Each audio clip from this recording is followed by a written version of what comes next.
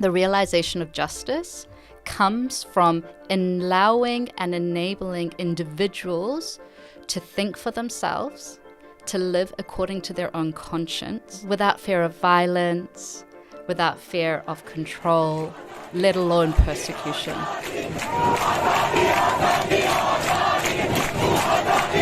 The death of a 22-year-old Kurdish woman at the hands of Iran's religious police has launched the country into weeks of widespread and historic anti-government protests.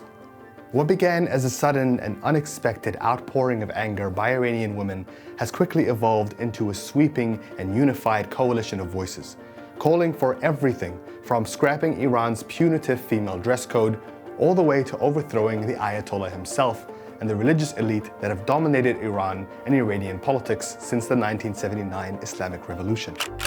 Now young Iranians say they want a new revolution, with the image of Mahsa Amini at its center and the rallying cry of Zan Zendegi Azadi, women, life, freedom.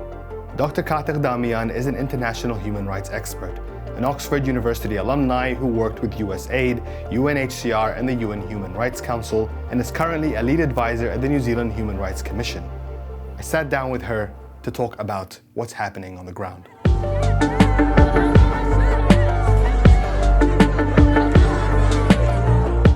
So, Dr. Eghdamian, Beautiful. thank you very much for joining us today. It's a pleasure to have you, and it's a pleasure to be able to talk to you about a couple of things. At the foremost, about the situation in Iran, the ongoing protests that we have been seeing for the last few weeks, historic protests. It's unclear exactly where it's headed, but I think it already has proven something.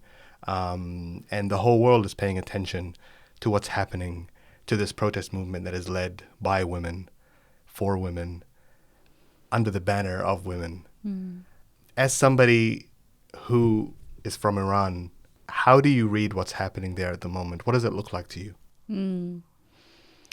Well, first, thanks for having me, Muhammad.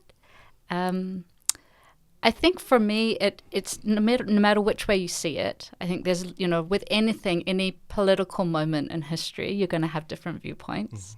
And there's a spectrum of them. Sometimes they're quite divisive. So some would argue to use the word protest would be to undermine what is happening, that this is a revolution. And for me, I think, whether we're talking revolution in the terms of a change in the regime or some other kind of social cultural revolution, I think in some ways it's apt to use that word in the sense that it has ignited a desire that's been in the hearts of the majority of the Iranian population, the majority of whom were not alive during the 1979 Islamic Revolution, and who have grown up in a country that they didn't really ask for. And so in some ways, I think if we were even to just kind of avoid all of the various agendas, the various calls that are out there, in and of itself, no matter what happens, a revolution of sorts has taken place. And it's quite a profound moment to bear witness to from a safe distance, almost from a very, unfortunate distance for many people like myself who are part of the diaspora. It's odd seeing this all happen on your iPhone, on your laptop. So it moves the heart and it ignites the mind, and I think it connects a lot of people, and from diverse backgrounds, irrespective of what people's backgrounds are. So yeah, it's a very unique, and many describe it as an unprecedented time in Iranian history. Not even modern history, just history. From a personal but also professional perspective, as somebody on the outside looking in, how do you follow what's happening, and where are the places that you are getting most of your information, given that oftentimes with a country like Iran, it can be difficult to be able to get up-to-date information about what's happening? Yeah, so you may be aware that the government has cracked down on the internet. So not only has it censored, different platforms of internet use, but generally the availability of the internet. And there's been periods of entire blackout in the country as well. So yes, it's very difficult to get information. But I think, like, you know, from your home place in Egypt, when the Twitter revolution, it's sort of similar now. So people are relying on Twitter, on Instagram. And for me personally, I'm trying to avoid a lot of the commentary, actually, because I'm not sure it's actually the time for that right now. I think what I'm more interested in is what is fact. And the only facts that I can attest to is what I see by way of images and videos that have come through. And there are various individuals and organizations, human rights organizations, that are collecting this information. They verify the accuracy of what's going on, and then they share what's been verified. And some of it's heartbreaking, some of it's very scary, and some of it, for many, is very inspiring. Yeah. And you mentioned Egypt and the Arab Spring and the Twitter revolution. Yeah. And social media has kind of continued to play this role between people on the ground and governments that are trying to retroactively catch up with the kinds of controls that they impose. What has been happening in Iran in that regards? You talked about internet blackouts. What has been happening between the people on the ground and between the systems that are trying to control that information? Again, I think if we remember that the vast majority of the population of Iran is young, under the age of 30, 35.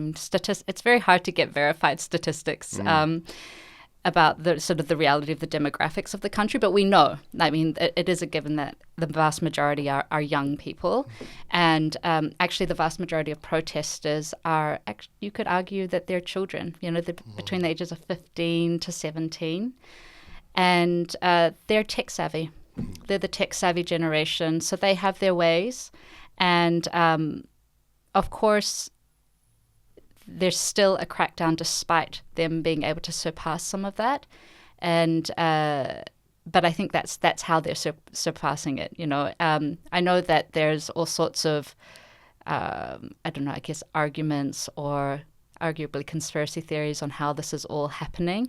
But I guess I think it's the same. Like, you know, if someone is filming something on their phone, there's only so much you can actually fabricate with that. You know, what you see is what you see. Call a spade a spade. Yeah, it's hard to dispute when you see certain acts of brutality, an escalation of violence against peaceful protesters. And I acknowledge that the protests have taken a turn, as in they have changed in character over the past week or so. What started off as quite peaceful, but still incredibly impassioned protests, they have taken an increasingly violent characteristic, which is no good from a human rights perspective. And again, there's so many echoes, you know, and it almost feels like within the region we've kind of seen echoes of this before. And I wanted to ask you about the slogan that's kind of taken hold as part of these protests, as part of this movement, which is women, life, freedom. And to me, it reminds me of bread, freedom, and social justice, which was the slogan that came out of Tahrir Square in 2011. Do you think there are similarities between what happened during the Arab Spring and what's happening in Iran now? Yeah, so the slogan was initially, it's a Kurdish one. Jin Jiyan Azadi, Zan Zindagi Azadi is Farsi, to say, woman, life, freedom. And I think it is significant to note that it was a Kurdish slogan, and this movement sort of began from the Kurdish people, who we know have historically been oppressed by the Iranian government. And that sort of impassioned cry comes from like a intergenerational struggle of the Kurdish people in that land to seek recognition of their existence, just first and foremost. We should note that Jina Mahsa Amini has been called by Mahsa because her Kurdish name Jina is not able to be legally recognized in Iran, right? So she's even had her Kurdish identity because it's a Kurdish name, and you can't legally register your Kurdish name in the country. So just recognizing that, and I think if we were to link it to other movements or other calls for justice and equality in other contexts across the region, it's telling a common story of humanity. Right? Like, it doesn't matter actually what background you come from, what your identity is. There are some basic fundamental human rights that all people are deserving of because if they have inherent dignity, nobility, right, and value. And so that sort of fundamental nature, if after generation after generation, the numbers are also being oppressed more and more. Whereas, there was first it's just one particular minority or a small minority, maybe then it's two minorities. But then once it starts to reach the more general population and it starts to take on other characteristics, and in a lot of contexts it might be economic, and where it sort of hits the majority of the people, then you realize that actually that minority's pain has now become your pain. Right? And then the story is, and it's going to be this way, I think, for all of humanity until we wake up to that fundamental truth, which is that we are connected and that as individuals we all have the right to these basic fundamental human rights, and that states and governments have the responsibility to ensure that the people who are in their jurisdiction and under their authority have these rights protected and realized. And there's only so much that a human being as an individual can endure suffering and oppression. But imagine, once you start multiplying that and it becomes more and more entrenched, then it's like a pot boiling over, people won't take it. We've seen it in a lot of contexts. I want to ask you about Mahsa Amini and where this burst of energy, of protest, of anger came from. It started with the death of a woman at the hands of the morality police. What, from your understanding, happened in that moment and in the moments that came afterwards? Yeah. And how did that connect to this movement that we're seeing on the streets now? Yeah. So what we know is that Jina Mahsa Amini, she was a 22-year-old Kurdish Iranian woman.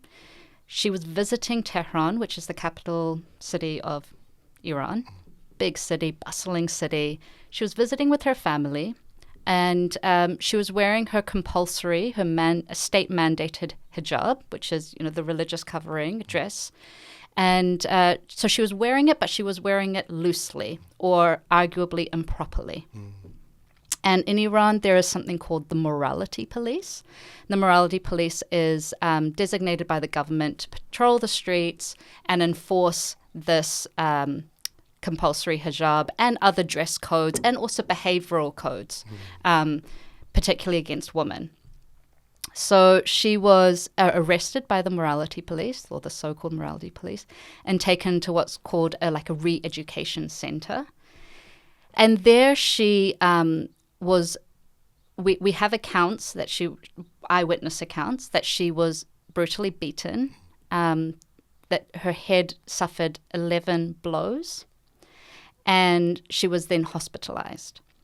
Now, there's this famous photo of Jina Mahsa that we see where she is sort of incubated in the hospital and in a coma state.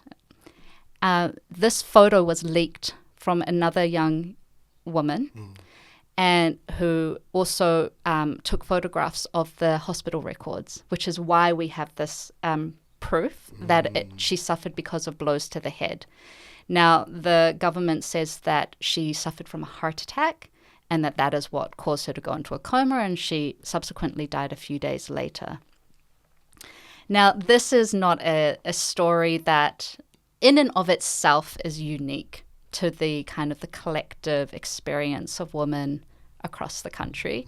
So, but in some ways it was a watershed moment. And it is significant that it happened to a Kurdish Iranian women. One, because of the way in which Kurdish people commemorate and recognize their grief. So that cutting of the hair, that's a ceremony of grief. Really? And that's where that symbol comes from, where at the funeral they cut their hair. And so it was from that, we have the symbols of the burning of the hijabs, we have the cutting of the hair, and we have the Women, Life, Freedom slogan that has come from it. And so for many people, they're saying as like another part of the slogan is that we are all Mahsa, and so a lot of the women, again, from diverse backgrounds, are seeing themselves in her. And for all of the women who have suffered in the past, who we may not know their names, but are part of that same history.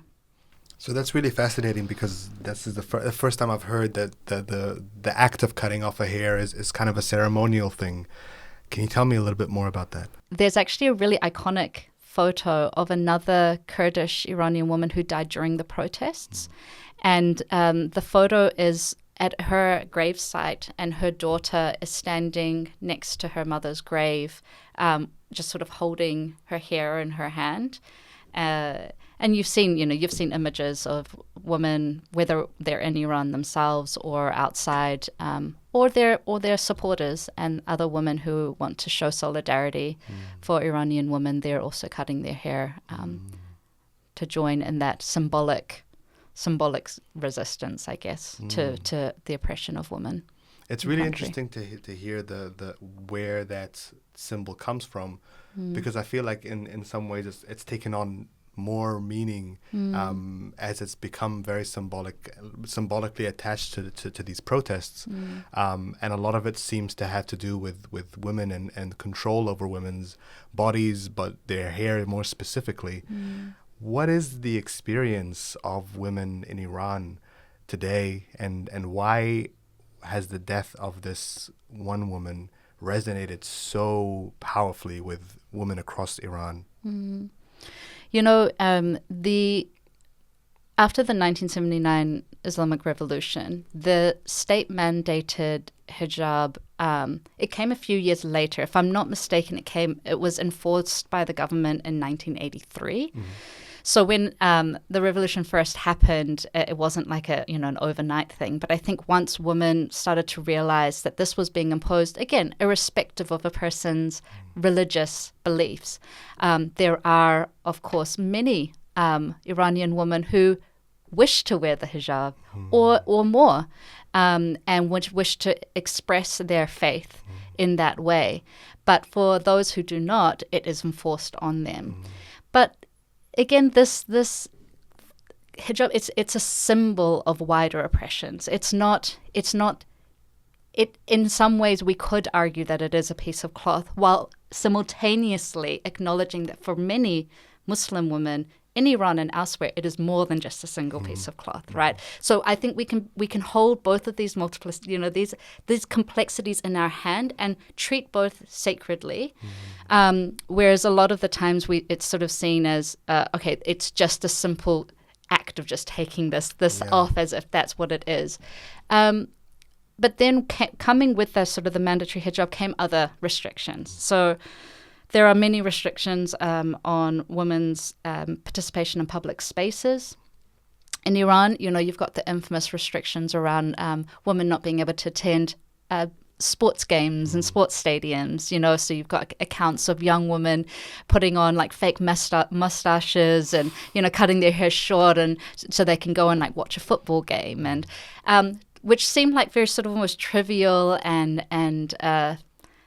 unimportant acts, all the way to not being able to travel without the permission of your husband, and other restrictions around your freedom to choose what you want to do as a career, what you want to study, all sorts of restrictions around your bodily autonomy. So it's, and then I guess one of the more overt and daily threats of just violence and harassment on your person, By virtue of being a woman, your worth is considered that as being half of a man. And this is, a lot of it's been codified. So we're not just talking about something that's a cultural matter or something that is arguably even just a religious matter. This is an interpretation of Sharia law by the government, by authorities, and codified in particular ways to subjugate and oppress women, obviously for certain ends. And that's been generation after generation after generation. And again, if we're thinking about what's happening right now, you see that a lot of the protests are also from young women, young girls in high schools, even in elementary schools. We've had footage that comes out from children and young girls in elementary schools who are coming out. Needless to say, their schools have been gassed, and but these women are also coming out and saying this is not the freedom that we want for ourselves as well as young women. There's the segregation of women from in schools and universities. It really cuts through all the different layers of one's like participation in social life, the ability to make choices freely, and they're all taken from them. And what is the consequence for some of these young women going out to protest, going out and visibly removing their hijabs or burning them in a public place? What are they risking by being in those spaces? They're literally risking their lives. And we have, unfortunately, a number of verified deaths of young women, some in incredibly brutal circumstances, that have included violations to them by authorities, and that's arguably the most extreme outcome. But you can just go and look. I mean, there's verbal harassment, there's physical harassment, there's there's actual physical violence as well, and I don't think we understand entirely the degree of bravery it takes for a young woman to go out on the streets and visibly do that. For us, maybe in the comfort of our homes, it doesn't seem like such a remarkable act, but it is literally them choosing to do that in the face of potential death. This is somewhat of a philosophical question. Cool. I like that. When I was living in Istanbul a few years ago, I interviewed and interacted with a lot of young women who had experienced kind of the flip side of this during the 80s and 90s and the early 2000s, where hijab was outlawed, the headscarf was outlawed in a lot of public spaces and institutions and schools. And so, you mentioned young women going with mustaches to attend sports games. You have pictures of schoolgirls going with wigs over their hijabs to allow them to enter these spaces. And there was a huge protest movement there at the time, and eventually it was overturned after years, decades really. And you have also more recently what's happening in the United States with abortion legislation and this conversation around the control of women's bodies in general as a principle. And in a lot of societies where governments try to exert themselves, there seems to be this thread where women somehow always end up being at the front of where the brunt and the force of power comes down. Why do you think that is? Oh, because women are to be feared. I think if we want any future where there's true progress, true development, then the equality of women and men has to be realized. That's the theoretical answer to your theoretical question. But like on a very serious note, I think these different examples, and because this has come up a lot, that what is being described as the whataboutism kind of counter argument to what's going on in Iran.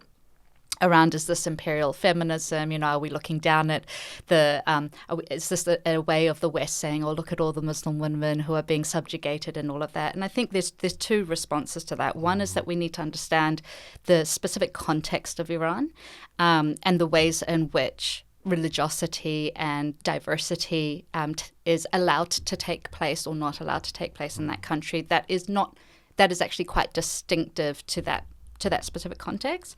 That's one. And the second is to say, at a very fundamental level, for every individual, the realization of justice comes from allowing and enabling individuals to think for themselves, to live according to their own conscience.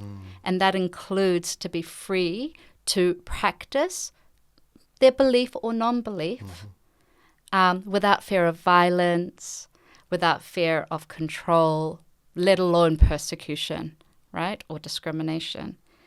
And so if at the very core level, whether you're talking about the United States, India right now is in the news, in Turkey where you were, or in Iran, what we're talking about actually is the absence of justice at a fundamental level, because we are taking control of a person's fundamental human right to think for themselves and to live according to their own beliefs. And when you do that, then what foundation are you laying in any land for other forms of justice to be realized, And I think that's what we're seeing in this context, is that, you have Iranian women who are devout Muslim, who, in their interpretation of being a Muslim, that includes the wearing of the hijab, alongside secular atheist Iranian women, who for them the hijab is a symbol of oppression, and they're both saying women, life, freedom. So what is that in terms of a lesson, I think, for all of us when we're looking at the context of Iran, and rather than pitting almost the liberation struggles of women around the world, sort of pitting them against each other to say, what is it that we're actually wanting to realize in the world? What kind of a world do we want to construct and create? And what narratives help unite us towards that future, rather than create a space where we're sort of having to vie for attention? And a lot of it, if we want to get a little bit personal, I think a lot of it comes from people's trauma, particularly if they've suffered religious trauma. And, even in the context of where I live in Aotearoa, New Zealand, the expression of a person's religiosity has become a very sensitive point, particularly after the March 15 terrorist attack, where, Muslim worshippers were massacred by a white supremacist. And so naturally it becomes almost a point of protection. What is it when you're burning the symbol? Are you also burning away everything that we're trying to say we need by way of protection, by way of respect, by way of honor, by way of reverence? And if we move away from that vying and we look towards forms of solidarity, and I think part of it is to raise things to the level of principle. What are the principles that will help us unite, rather than necessarily getting embroiled in some of the specificities that will just cause future divisions? It is a thing. It's a thing, and we have to acknowledge that it's a thing. And I think there is a sensitivity around it. Yeah. And as there was a sensitivity, I saw the same kind of conversation coming up when the Taliban reclaimed power in Afghanistan, and what that meant for women that had rights stripped away from them. There was inevitably people that were using it as an example to say everything they wanted to say about Islam and Muslims and just generally that part of the world. And there were people that were very protective and refusing to engage with that out of fear of trying to feed something that they felt was being taken advantage of. But how do we put both of these things aside and really elevate what the voices that deserve to be heard in this situation. I mean, from your perspective, how do you kind of avoid those pitfalls, or is it just about ignoring them and not falling prey to that conversation? Yeah, no, I think elevating to the level of principle is a really beautiful, constructive way of going about this, and also through empathy. And call me a hippie, but through love.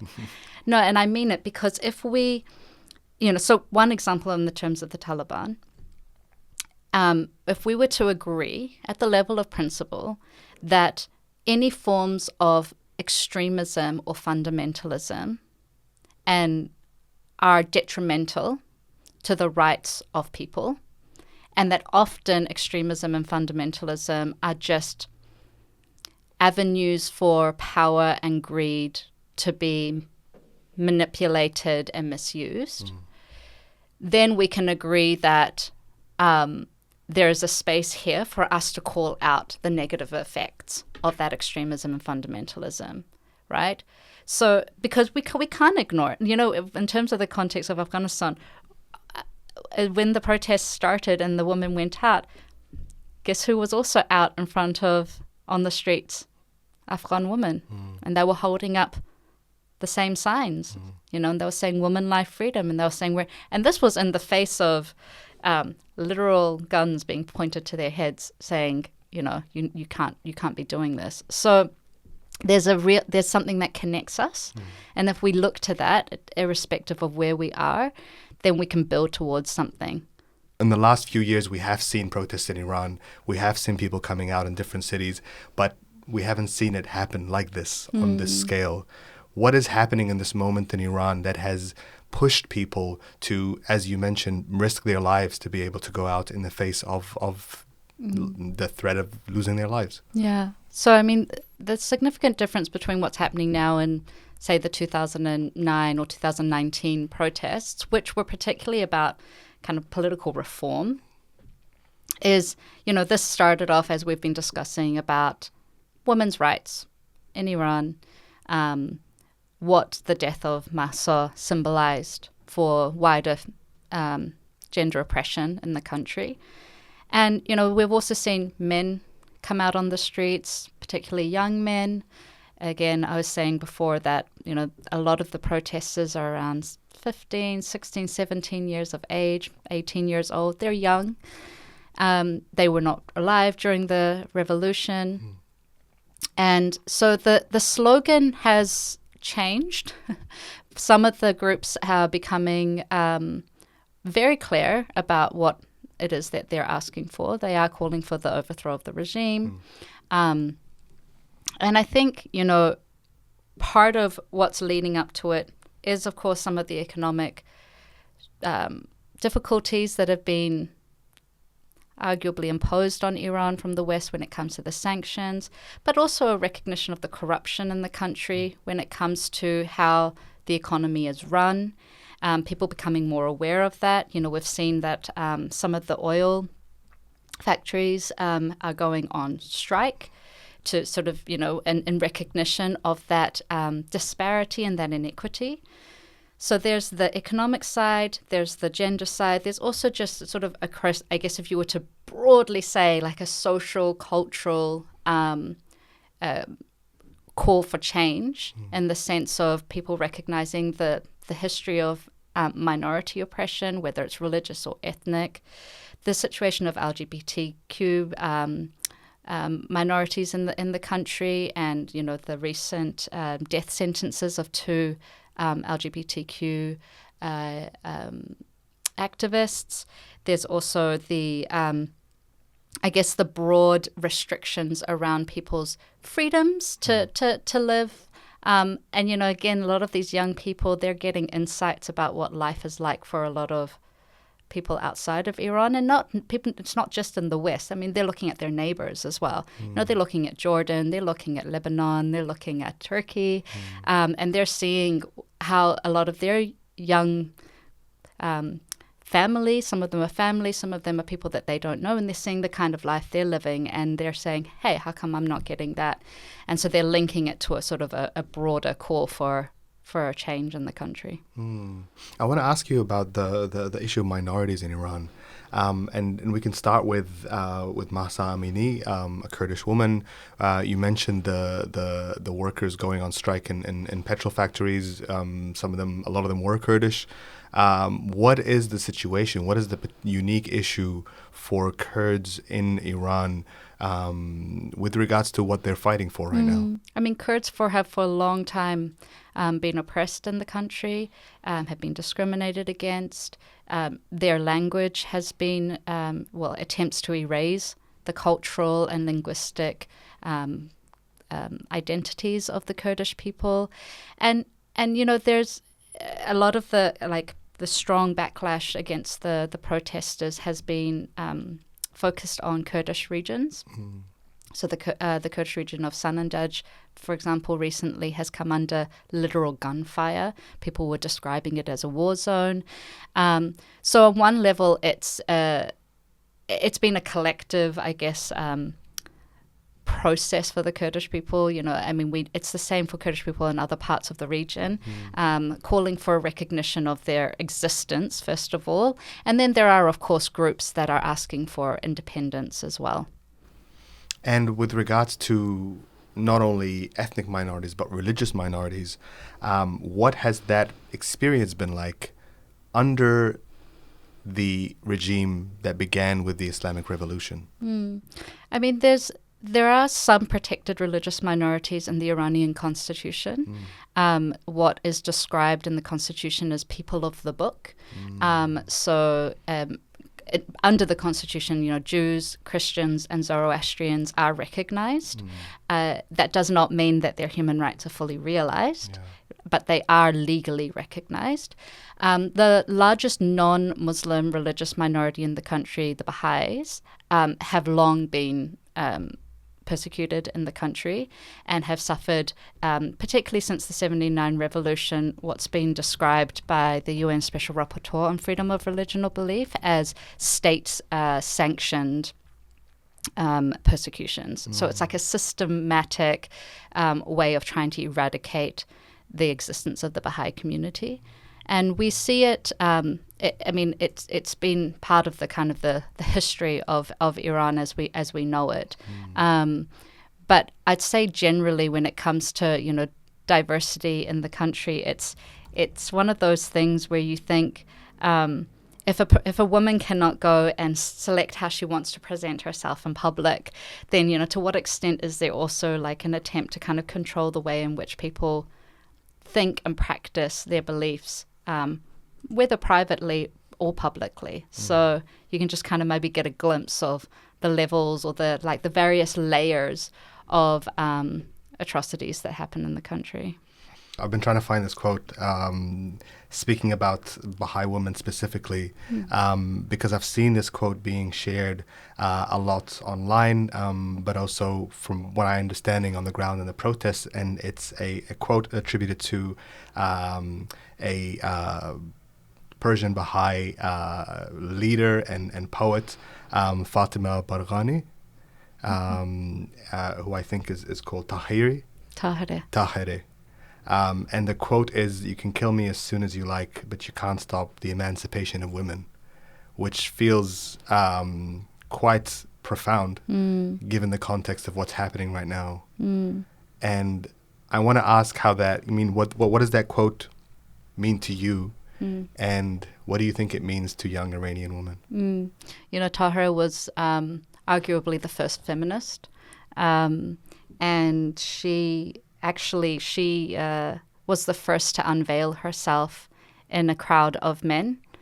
And you can imagine at the time that she did that, it was such a revolutionary act that, there are accounts of men slitting their own throats after seeing her do that. This happened from what I've gathered in 1852. That's right. Yeah. That's right. So you can imagine, what a significant act that was. And so, I think it comes back to these fundamental truths that we were talking about earlier. You can't have a future that is advanced, progressive, united, dynamic, diverse, without, at a very fundamental level, having the equality of men and women realized. If women are not achieving equality in all spheres of life, then even the advancement of men is not possible, right? So you're not even holding back, as an ambiguous concept of society. You're talking about people, like men, women, all of us. There's no future where women are subjugated or oppressed. And so in some ways it's a full circle moment to see that history playing out again, where people are calling for that. But I think these are lessons that as a collective we're going to keep learning, either the hard way, through pain, through suffering, unfortunately, as we see, through violence, or we can find those points of unity that we were talking about earlier, come to that realization and work together, like-minded people, shoulder to shoulder, trying to realize these lofty principles we're talking about, the level of principle. What do they look like in practice? And then we'll see a new world. Beautifully put. Dr. Eghdamian, thank you very much for joining us today. It was an absolute pleasure. Thanks, Mohammed.